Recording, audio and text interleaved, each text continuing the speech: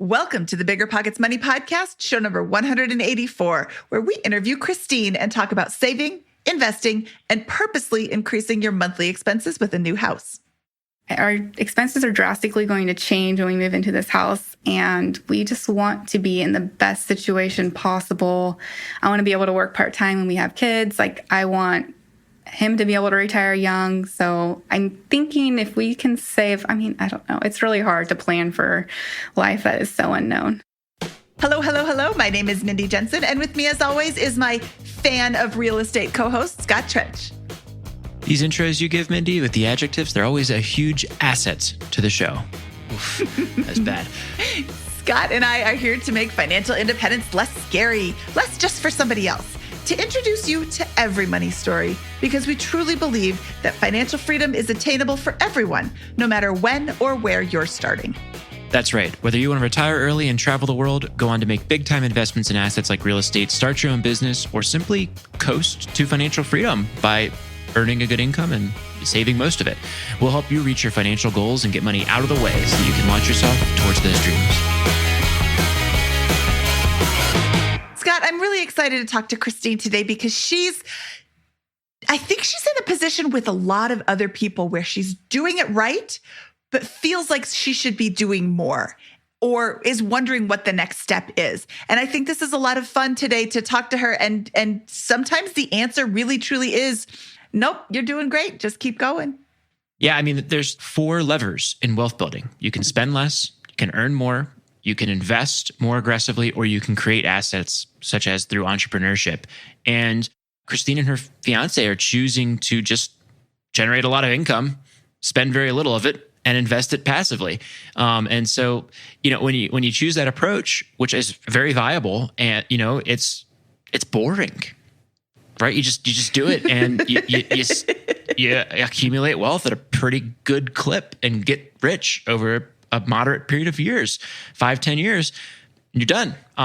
And so it's like, is it really that simple? Yeah. And I think, Christine's story will show that. And they're doing a great job. They've got 2 high income earners about to get married and are set up really wonderfully to begin their lives together and have a family and all those different types of things. It's because they just grind it out and have for several years in a row, earning these high incomes and spending very, very little. They're earning 2 minimum wage incomes.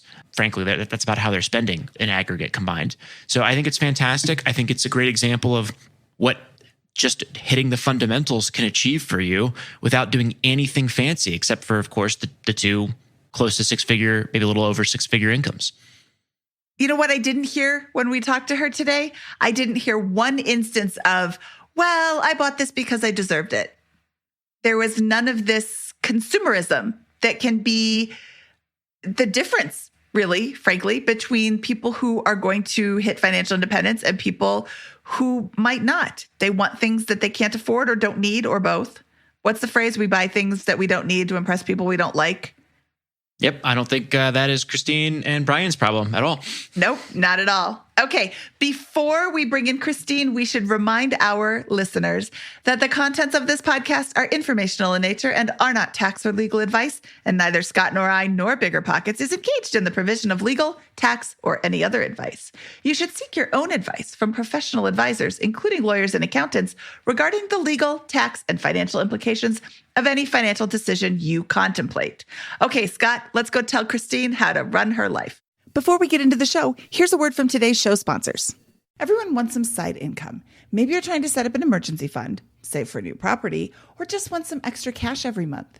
Well, if you have a car and the Turo app, you may be sitting on the side income you've always dreamed about.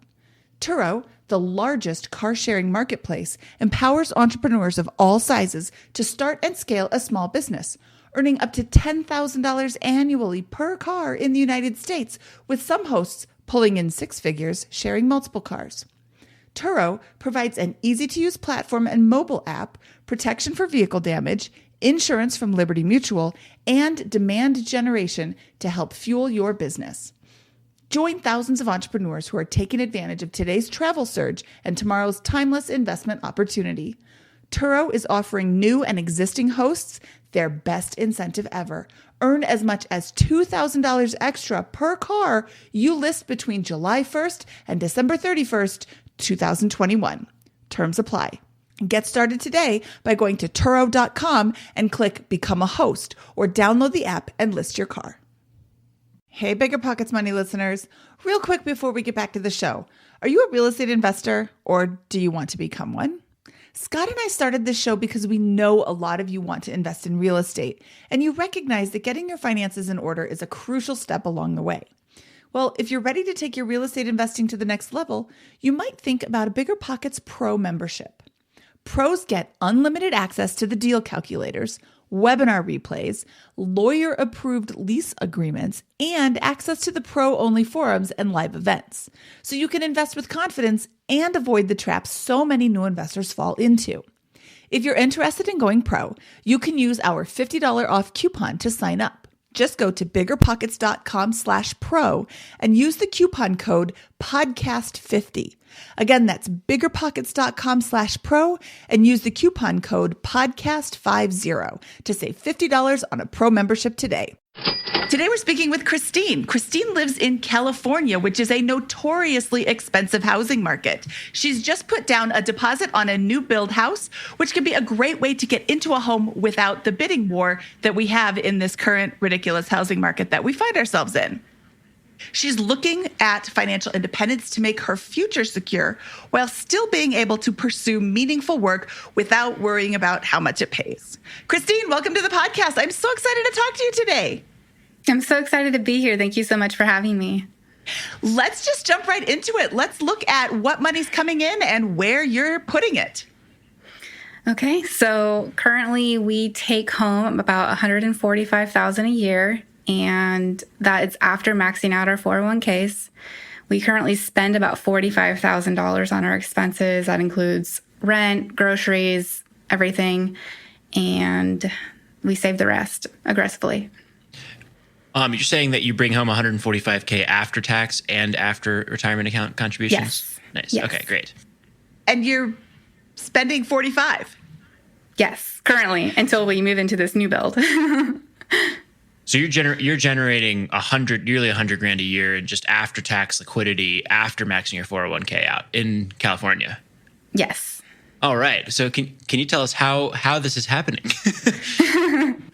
Well, we rent a room right now.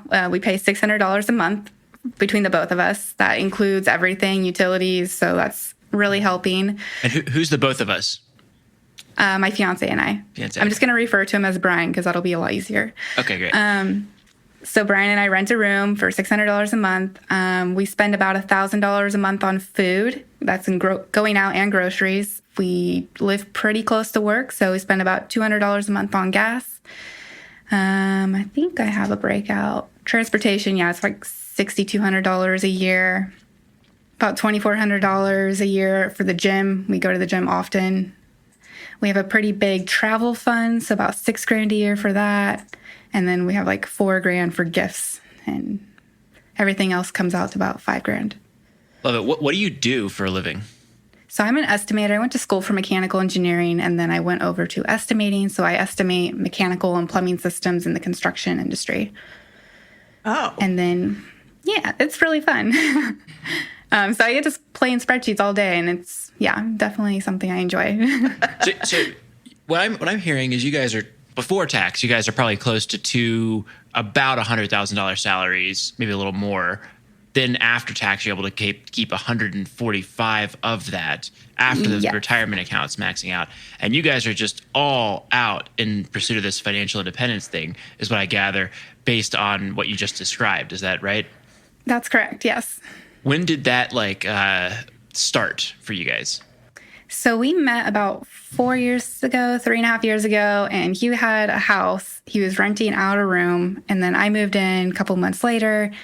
And we just really, he was financially savvy. I always had a big savings. And then we kind of just looked at our finances together and let's save aggressively, because we looked at real estate. It doesn't really make a lot of sense to invest in real estate locally. It makes no sense number wise. So we're okay, we're just going to throw all the money that we can save into VTI. And it's really worked out well over the past 3 years. So you guys got really aggressive about this in partnership 3-4 years ago and Yes. kind of moved. Can you walk me through what happened when he owned a house, but it sounds like you rent a room now? What's going on with that? So he owned a house. He bought it in 2015 for like $296. I moved in 2018. We lived there for 2 years. His brother actually moved in with us and rented out 2 of our rooms. So we're only splitting between the 2 of us like $600 then. But then his brother wanted to buy a house. And we thought about renting out this house that he was living in, and it just didn't make sense. I think we would cash flow $100 a month. And I was like, I don't want to be a landlord for $100 a month. That didn't include property management in the numbers. So we sold the house for $385, pocketed that, put that in investments, and then rented a room from his brother when he moved for $600, and were able to save just as aggressively for the last year and a half. So what's been the story here? How much wealth have you guys built, or how do you kind of manage your finances? You have $145K in income. It sounds like you're managing them as a household right now. Is that right? That's correct. Yes. We have separate accounts, but we track things. How much do you have? Okay, cool. You're doing good. And we keep in contact. Like, we have a spreadsheet where I have everything, both mine and his, and we split everything pretty much 50-50. So currently we have $250 in our retirement accounts. We have $370 mostly in VTI. We have $90,000 in bonds, which we're going to liquidate when we put our down payment down. $50,000 in cash. Wait, hold on. One second here. We have $350 in the after-tax brokerage accounts. $250 in retirement accounts, $370 in after-tax brokerage accounts, and those Yes. are your 2 biggest buckets. It sounds like. Yes. What were the other ones? Absolutely. $90,000 in bonds and $50,000 in cash. All right. So you guys are doing great. And can I? We're getting real personal with all this stuff. Can I ask That's how okay. old you guys are? I'm 28 and he is 32. All right. So you guys are just crushing it right now. And it sounds, you said fiance, so you're set to get married. When's that going to happen? I think August. We're All like right. COVID and planning. We wanted to go elope. We don't want to spend a ton of money on a wedding. So we wanted to go to Bali. We were really excited about that. And yeah, that's not going to happen. Well, I can relate to that one. So Yeah. we got married in last year in 2020. So that okay. Well, great. So you've got a net worth of nearly $750, if I'm doing that mental math correctly. What's the goal? The goal, our expenses are drastically going to change when we move into this house, and we just want to be in the best situation possible. I want to be able to work part-time when we have kids. Like, I want him to be able to retire young. So I'm thinking if we can save, I don't know. It's really hard to plan for life that is so unknown. And what's your new housing situation going to be? I think that's a great point that you guys bring up, because you can't sustain living in the room after starting a family, most likely, which it sounds like you're planning to do. So what's going to change with your housing situation? So, it'll be a 3-bed, 2-bath.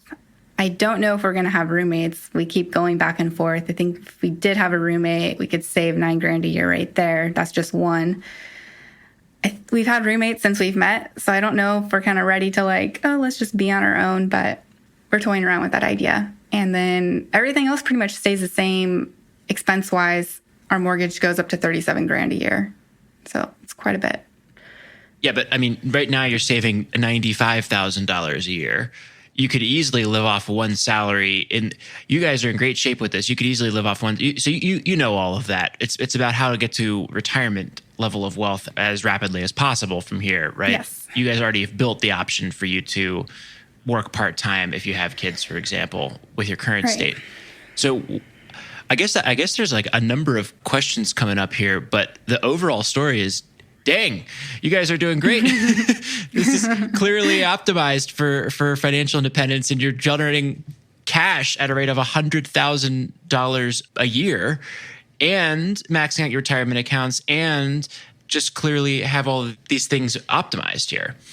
Yes. So I'm predicting that we'll spend about $75,000 a year, so $30,000 more when we have the house. And then in the future with kids, I'm guessing, I have no idea, maybe $125,000 a year.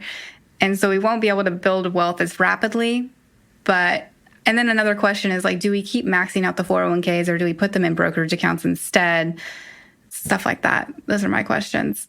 What's the best route?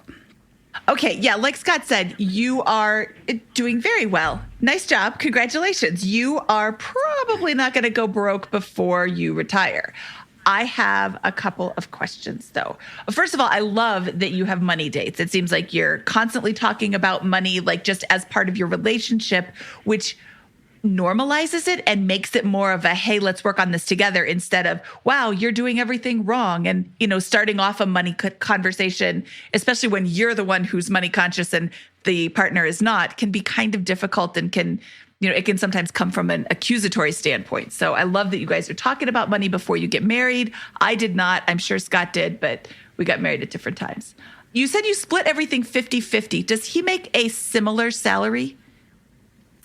He makes quite a bit more than I do, but Okay. I make a substantial amount, so I have no problem splitting it. Okay. And you said $90,000 in bonds. I don't love bonds, and you are very young. So why is there so much money in bonds? So back when they cut the high yield savings account, I thought I was being clever, and I saw a 2% yield on bonds. So I was like, oh, I'm just going to keep my money there for a year and let that build up with a little bit higher interest rate than 0.5%. So that's what I was thinking. That's probably done real well for you. Yeah, it hasn't done too bad. So that's the bonds, like, they don't generate much income at 2%, but when the yields decline, you get a huge amount of leverage on that yield decline because, when bond yields drop by 25%, the equity value goes up by 25%. So you probably made a lot of money in that move. I think mine did. Brian also did the same thing, and he's down 5%. He tells me every day. So it's interesting. Sorry, Well, Brian, that's it. shouldn't listen to You'll never Christine. retire now. I know. So it's more of just a savings account than an It is. actual way to invest. Okay, that makes sense, and Yes. I will allow it. Are you going to continue to live in California after you reach financial independence? Because California is expensive. I know, but both of our families are here, and it's really important for us to stay close. Okay, that's valid. You are welcome to live wherever you would like. It is expensive, though. It is expensive. You said you estimated $125,000 a year for spending, and using the 4% rule or multiplying it by 25, I came up with $3.125 million is what your Yes. FI number would be if you were going to completely quit working. And you're at 28, you're, not doing bad. What do you have, like $700,000 ish towards your $3 million goal? So that's, that's doing okay. So we have to put a lot of that down for our down payment for the house. We're going to put 20% down. Okay. So that'll dwindle a little bit. And how much is the house? The house is currently $557 without any upgrades. We're conservatively projecting $600. Okay. Okay, so what's great about that, though, is that is a year and a half of savings for you guys. For many people, their down payment is 5 to 10 years of savings, and they're having to come up with that cash. So while it's a lot, it's just not, the stakes are not nearly as high because your fundamentals are so strong in terms of how much cash you're able to generate because of the high incomes. So, I think you've got a number of interesting. Well, go ahead. More on the house. What did you have any questions on the house? Well, we just won't be able to save as rapidly once we get into the house. Like our That's right. expenses go up by $30,000 a year. Well, you go from living in one room and paying $600 a month to living in a nice house. That's going to happen. So the thing is that you guys have obviously done this grind for 3 years. So it's like a hill you have to climb in this journey in building wealth. And you are on the other side of the hill. You're on the downhill slope because you've built up $750,000 in assets and have that tailwind behind you and all those kinds of things that will follow you for the rest of your lives, I bet. And now you can buy the house and feel a lot better about it. Of course, it's an anchor to a certain extent over living in a one bedroom. That's in a bedroom, right? But I think that come on, if anyone's in a responsible position to buy a house, it's you guys, as far as we can tell. We've got a book for you. She said that they don't plan on moving because both of their families are there. You mentioned having a roommate, going back and forth with that. Have you considered short-term renting one of the rooms in the property as a way to sort of have roommates, but sort of not have roommates? I've kind of looked into that. I don't think that the nightly fee is really worth having a bunch of strangers in our house. Okay. So it's like probably $60 a night. Oh, okay. Are there any people that you know that you would rent longer term? I think so, but I'm not 100% sure. Okay. So maybe if that person comes along, we'll definitely consider it. Okay. And just because you have a tenant for a while doesn't mean that you always have to have a tenant or a roommate forever. You could Right. just, the first couple of months or the first couple of years, just boost your savings a little bit. Definitely. You kind of gave us a ballpark of like 40, 50 a year in annual spending. Is that right? Yes, currently. And you're saying that you're just going to go up to $125K a year. Can you walk us through that projection? Yes. So I'm guessing how much kids are going to cost. I have no idea. So I think about $2,000 a month per kid. So $48,000 a year. I have no idea. So that would put you at like 98. Well, I think that is the kind of the key thing. That's the key bogey in this, is because you're currently at 750 in wealth, but that seems so small, I'm sure, in the context of early retirement, when your number is 3.2 million that you need to get to, right? And now people listening to that are thinking that's a crazy statement, but that's probably what's going through your guys' head, right, in terms of this wealth building journey. And the bogey in here is how much that spending is actually going to be. And $2,000 per month per kid seems really high. Maybe. But I don't know what I don't know about this. So I don't know. Mindy, what do you think about the cost per kid in this one? Well, I do think it sounds high. I don't spend that much for my 2 kids, but I love that you're overestimating, because if you think it's going to be $2,000 and then it ends up being $500, great. You all of a sudden have $1,500 a month extra in your budget. If you think it's going to be $500 and it is $2,000, all of a sudden you're scrambling. So right. I think you're overestimating, but I also think that's great to overestimate, because what are you going to do if it only costs $500? You're just going to put that $1,500 into some sort of investment, right? So exactly. You know, it's better to have extra money. I want to know about your investments themselves. You said $250 in retirement accounts. I'm assuming that is a 401k or an IRA, a pre-tax investment. $370 after-tax brokerage. Is any of that in a Roth? So, no, the retirement, the $250 actually does include some Roths. Not a lot, maybe 40, 50 grand of that is in Roth IRAs. Okay. And do you continue to max that out every year? Yes, we both do. You are going to hit up on an income restriction soon. And I think there's... Yes. I would love for somebody to correct me if I am incorrect on this, but I looked it up online and it's $139. I'm sorry, $139,000 in salary for a single person, but only $206,000 for married. So you're not currently, and that's your adjusted after you've contributed to your other accounts.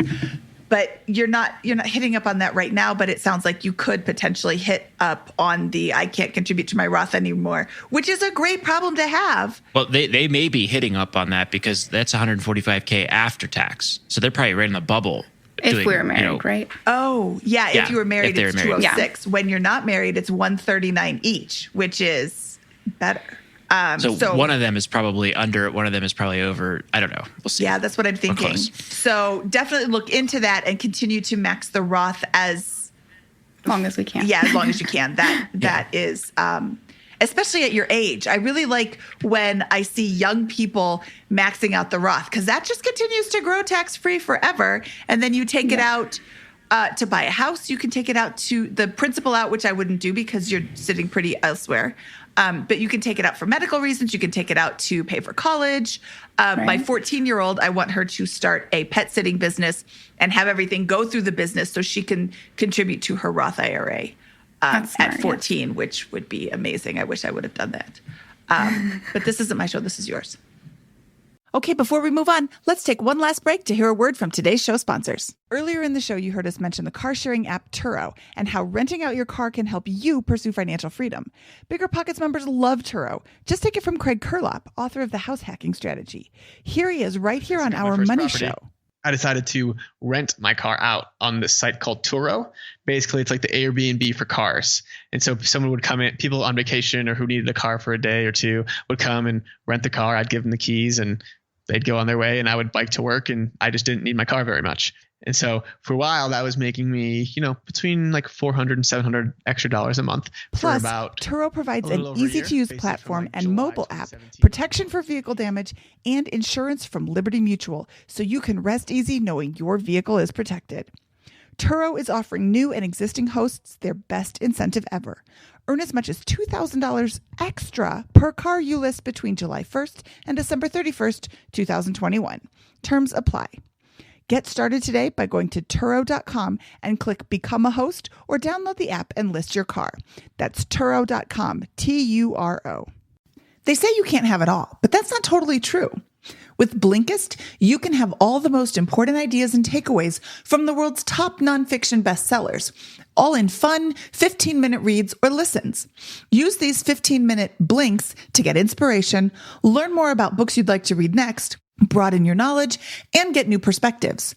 Blinkist takes top nonfiction books like Rich Dad, Poor Dad, Think and Grow Rich, and Money, Master the Game, pulls out the key takeaways, and puts them into 15-minute text and audio explainers called Blinks. With over 27 categories plus shortcasts, which are blinks for podcasts, the Blinkist app gives you the knowledge you need in the time you actually have. I use Blinkist when I'm driving to work or to an open house, or even when I'm working on the latest project in my own house. Right now, Blinkist has a special offer just for our audience.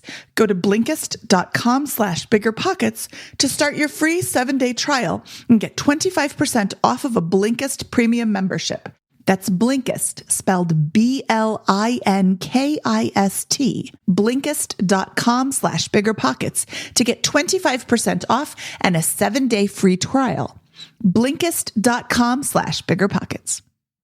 We like to think of BiggerPockets as the go-to place for anything related to wealth and real estate. Wouldn't it be nice to have something like that for your work? Well, that's what we were searching for when we found Monday.com WorkOS. It's a customizable platform that gives teams the ability to easily create the tools they need for their work, plus it gives a big picture view of everything your team is working on. Monday.com WorkOS allows teams to create any workflow on top of Monday.com to manage everything they need: projects, processes, leads, client requests, or whatever else your team manages. Over 100,000 teams are using Monday.com, ranging from team sizes of 5 to 5,000. It's flexible, customizable, and can be tailored exactly to your team's needs. Managers love it too, since Monday.com integrates with the tools you use every day, so you'll have all your information in one tab. Monday.com is how effective teams meet their goals. If you manage a team, visit Monday.com for your free 2-week trial. Again, that's Monday.com for your free 2-week trial.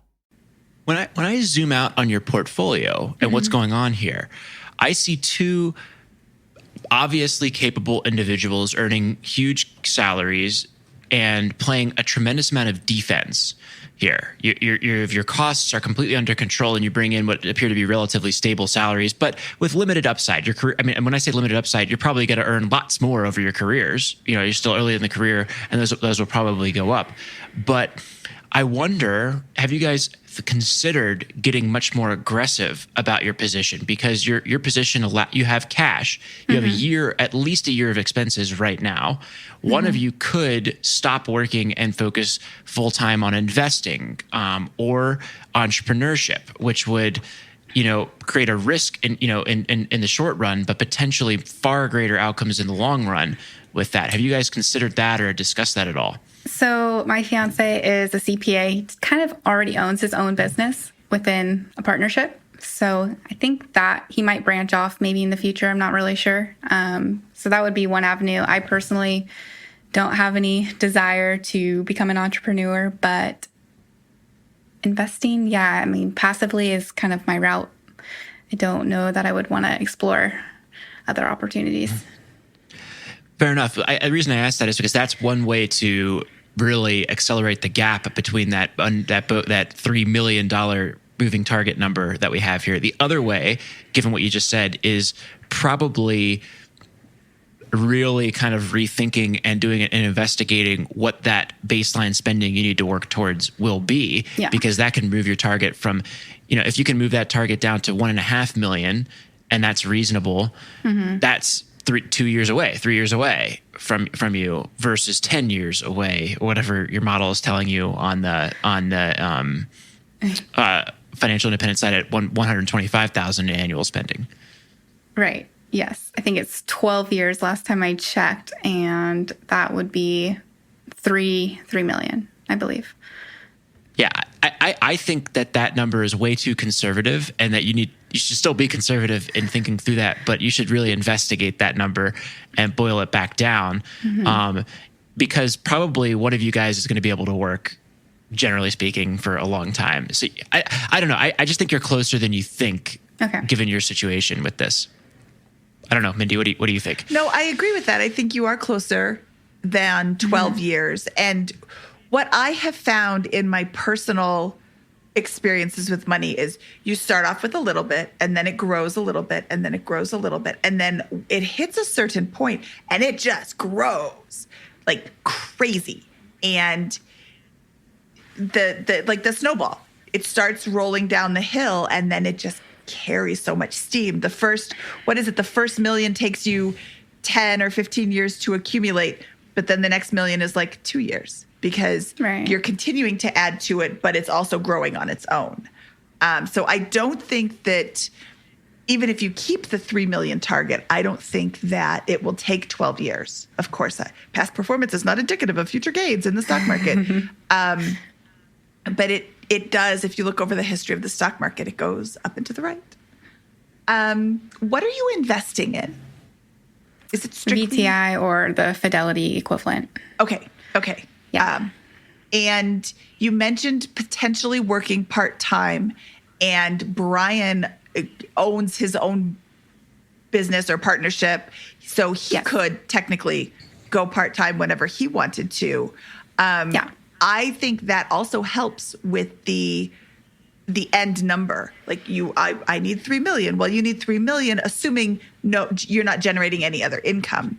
Are there opportunities in your estimator world for part-time work? Because it seems like if you're good, they would work around your schedule. Yes, I do have someone in my office who works 4 days a week, so that looks really enticing. And then they also have talked about like hiring on estimators as contractors, which I think is really cool. So I could work totally my own hours, my own schedule, and that would be a good like part-time retirement gig. Yeah, that would be. If you enjoy what you're doing, what is that phrase? If you enjoy what you do, you never work a day in your life. But if it's fun to do, it doesn't, it's not so hard to get into the office. That's right. How are you guys like pretty like when are you buying the new house? Why or when? When? Oh, September is supposedly when it is complete. Okay, so so that's going to happen there. So your life is you're about to begin reaping the benefits of the grind that you've put in place in September, August, as a couple of big events transpire, them getting married and the house. I mean, if you're not really interested in entrepreneurship and you're not really interested in more active investing, then it's kind of just keep doing what you're doing, and none of the like tweaks really make that big of a difference. Like, do we invest in the 401k or the Roth? I like the Roth a little better personally. I'm in a high income bracket, so the 401k on paper would make a lot of sense. And you guys are in California, where you have a high income bracket and the state and local taxes that are really high. So that kind of makes you think the 401k is an option. But I just personally wonder if taxes are going to be higher in 20, 30 years than they are today. And, if you guys are nearly millionaires at our average age of 30, then, you're probably going to be at a high income tax bracket come retirement age, unless you really screw it up. So I think, the Roth may make sense there. But 401k is not a bad option. And we're talking about splitting hairs there, really, I think at the end of the day with a lot of these things. Right. So I just think that the answer is you're gonna have to keep doing what you're doing. But I really don't think you should keep I don't think you need to keep what clearly on paper speaks to me as a intense grind with your finances. I know it because I've been there and done that for years in a row. You're over the hump. You don't need to do that anymore to continue building wealth. And so I would just consider like, hey, I'm going to relax and chill out about this house. Yeah, I'm going to get a housing expense in here, but I've done the work to put me on the other side of the snowball with that. And I can back into a much more reasonable number here that doesn't require me to grind and stress out about this. You can't buy yourself into a place where you're back into stress because of the spending with that. But I don't think you need to go all out in order to coast to retirement here very early. You could accelerate it, of course, with entrepreneurship or active investing, and you're in a perfect position to do that if you so choose. But that doesn't sound like you're interested. So. Yes. Yeah. I don't know if that's helpful, but that's my take on it. And I don't have anything to add because Scott is correct. You're doing really well. And, but once you discover financial independence, you're like, oh, I have to get there. Jacob Lund Fisk from Early Retirement Extreme ate beans and rice and lived in like the basement of somebody's crawl space or something. Like he really was extreme in his pursuit of financial independence. It doesn't have to be that way. And if what you're doing... So are they. They live in a 1-bedroom for $600 a month in California. That's our sacrifice. And that's great. And I am completely complimentary of that. I think it's wonderful. And you guys now have optionality for the rest of your lives that very few people in human history have ever had. So that's like, I think it's awesome. Sorry, Mindy. I'm just excited about that. I think more people should do what they're doing and try to earn that high. Like clearly a lot of things over a decade have transpired to make this possible, where like good grades, getting a degree, a certain degree, dedicated work in the field to earn average $100,000 salaries, and extreme defense on the defensive side. That doesn't make any sense, but like the low spending. So lots of good things transpired to get here, and it is an all-out approach. It is extreme what you guys are doing, and it's awesome. Sorry, continue, Mindy. I think that she has had the conversations with her fiance and made the decision. This is what we find important. You want to go to the gym. Somebody could see $2,400. Oh, that's a lot of money. Well, that's $200 a month. I don't think that's anything crazy for a gym membership, especially if you use it. Now, if you were like, oh, I really hate going to the gym, but I pay $2,400 a year for the gym. Well, you should cut that out because that's not doing anything for you. You have a travel fund. There are people who are pursuing financial independence. They're like, nope, can't spend any money on travel. It seems like you are choosing what's important to you, spending where it counts, and not spending where it doesn't count. And that's kind of like everything we preach here. So I think Christine is the poster girl for financial independence. Thank you, Mindy. I think you're killing it. And I think you are, if you want to spend a little bit more on something, it'll be okay because you know that that's just one thing. I wouldn't recommend going out and getting an all-new wardrobe, but a brand new car that you lease, a cell phone that's, $300 a month with all the things and, getting the big package on the TV. And it doesn't sound like that's what you want. So Continue doing what you're doing and you'll make it. Yeah, we'll get there. If you don't make it, there's a catastrophic thing that happens and nobody else will make it either. So that's not really, I agree. That's not really helpful or hopeful. What are some, besides complimenting your great work so far and telling you, it doesn't really matter on the 401k versus the Roth, take your guess about where tax rates are going to be 30 years from now. Where can we help you? If there's anything else that you want to discuss here. So I'm not allowed to get a new car. That's totally out of the picture. You're almost a millionaire. Millionaires can buy new cars. Okay. So I probably will, those things are going to add up over time, but I guess, I'll try to be smart about it. Currently I'm doing 50% towards the Roth 401k, 50% towards traditional in my 401k. So I think that's a good idea. That's a good hedge there. Yeah. Mindy looks like she has some words of wisdom, but is muted. I quit. That's the end. I like that split because you're reducing your taxable income while also growing tax-free in the Roth. And at your age and your income level, I think that's a good solution. I'm struggling with should I reduce my taxable income or should I contribute to a Roth 401k? And I'm not really sure what the answer is. I have a bunch of questions around that. So, but this isn't my show. This is your show. But I like what you're doing. Thank you. Yeah, in your application, you mentioned that you were saving for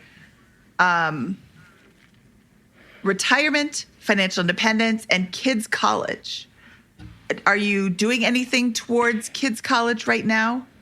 I mean, there's no kids. I'm going to wait till they're born, and then I think I'll start up some funds. And I don't know if I'll have like a joint kids fund, like a 529 plan, or I'm not really sure how I'm going to approach that, or if it's just going to be like a brokerage account with their names on it to give more flexibility.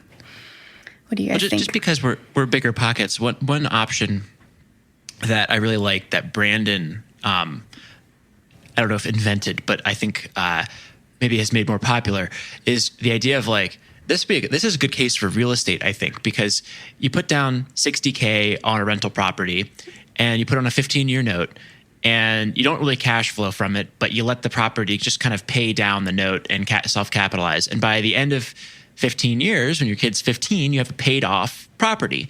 And then you cash out, refi it on a 30-year note. And that is what is used for the kids' college fund.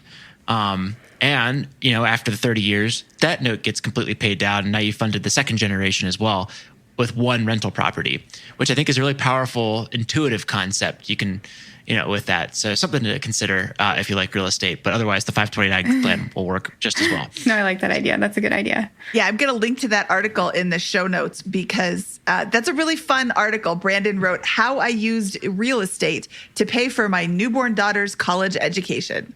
And he lists out some really great points. Scott did a nice little overview of that. Christine, any last questions before we kind of wrap up here? There's one thing we're a little nervous about is locking in an interest rate. We've noticed that they kept climbing. They were like at 2.875, I think, in January. And we don't get to lock ours in until probably August or July. And they're climbing pretty rapidly. That is... I hear what you're saying. So the Fed is meeting actually today when we're recording. It's going to meet later today. They are expected to say that they're not going to raise rates till like 2023. But clearly it hasn't happened yet, so I can't predict what they're going to say. Rates have been climbing, and rates were in the absolute toilet for a long time. And I guess that's not really in the basement. You can't say toilet because toilet implies bad. And they were awesomely low. Historically, 3% is still an awesome rate. I'm at 3.5. I couldn't take advantage of the refinancing window last year because I just refinanced and they want you to wait 6 months before you refinance again. And by the time I was ready to refinance, it didn't make sense again.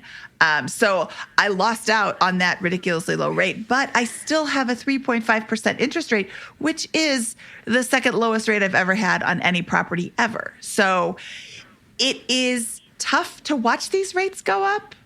Fannie and Freddie just came out with more guidance that they're not going to buy as many second homes and investment property in loans. So you'll see rates going up even more for those as well. But I think you can I think you can lock in 60 or 90 days out. I would connect with a lender and just continue to ask them, hey, September is about to happen. Or, we can close in September. When can I lock in my rate?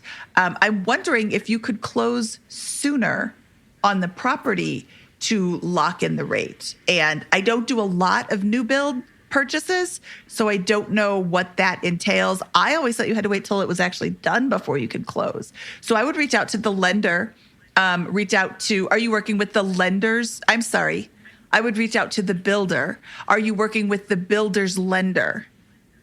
Not necessarily. If they have the Okay. best options, I think we're going to shop rates a little bit. Okay, yeah, Make sure we get the best one. I have found that the builder's lender in many cases will offer so many incentives that it makes sense to go with them. They have a credit for Right. closing costs or a credit for, other things that other lenders can't compete with. But that's not always the case. I have had other lenders who will be able to beat the rates or beat the closing costs or both the builder's lender. So I would definitely shop that around. I have a great lender. I'm going to send you his contact information when we're done here. He's really good at just explaining the options better than I am. Are you great. being offered the option to lock in rates right now? No. They said 60 days. At least the builder lender did say 60 days. Yeah, I think this is a good one to crowdsource. Let's post this in the Facebook group and see if anybody, we have a couple of lenders in there, and see if anybody knows about options to do this. My belief is that it'll be a non-standard thing to lock in a rate this far in advance of your closing. It's possible they exist, but my guess, not knowing anything, we'll see what the discussion brings, is that that will be some form of option that you'll have to pay for. And my belief is that typically buying options to lock in rates or calls or puts in any type of industry is typically a loser for you. You are in a position where you can afford to buy what is effectively insurance, but insurance is typically a good bet for the insurance provider, the option seller, not the option buyer, the insurance buyer. So I think mathematically or statistically, if I'm right at all on that hunch, it'll be a little bit of a loser to try to lock that in this far in advance because you're paying for that uncertainty, the protection against that uncertainty. But you are certainly in a position where it will not be like a major consequence if that option even exists. So let's find out from the Facebook group and see if I'm right on that and if that option even exists in the first place. Yep. So hop on over to the Facebook group. I will have posted a question that I'm holding on at the top and see what we can crowdsource for you, Christine. Okay, thank you very much. Okay. Well, Christine, I really appreciate your time today. This was a lot of fun. This was super helpful. I think that it can be kind of like, okay, what do I do next? And just continue on. Maybe, if there's an opportunity to do something that you really want to do, it's okay to do it because you've set yourself up for so long with such a strong position. Yep. All right, thank you so much for having me. I really appreciate it. Yeah, thanks for coming on and sharing this. This is great. Yeah. Okay, and we will talk to you soon. Okay, that was Christine. Scott, what did you think? I think it was great. It was a shorter episode. We didn't have that much advice for Christine, right? I mean, the decisions are, hey, what do you think about this money in bonds? What do you think about this money in the 401k versus the Roth? I mean, these are complete guesses over 30-year periods about what is going to happen with interest rates. Are they going to continue dropping and the bond portfolio is going to go up faster than stocks like they did for a period of 2020 when interest rates fell? I don't know. I think generally, Mindy and I's bet is on equities over the long run over bond returns.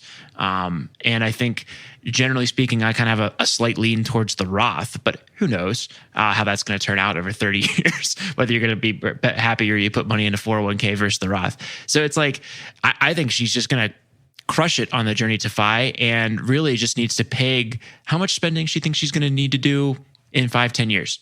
And that number is super high right now, which I think is a good conservative estimate. But, I think that could come at the expense of nearly a decade of not really reaping the benefits of the incredible position that they've already built. So I think it'll be interesting to see what she decides. I think so too. And, I love that she's estimating high because, like I said, you can always spend less, invest more, and then, keeping an eye on what you think you'll need and keeping an eye on where you're at is a really great way to just be conscious of what's going on with your money. Of course, she can continue to work for another decade. She probably won't have to. And I'm excited for what the future brings for Christine because I know she's going to kill it. Absolutely. Should we get out of here, Scott? Let's do it.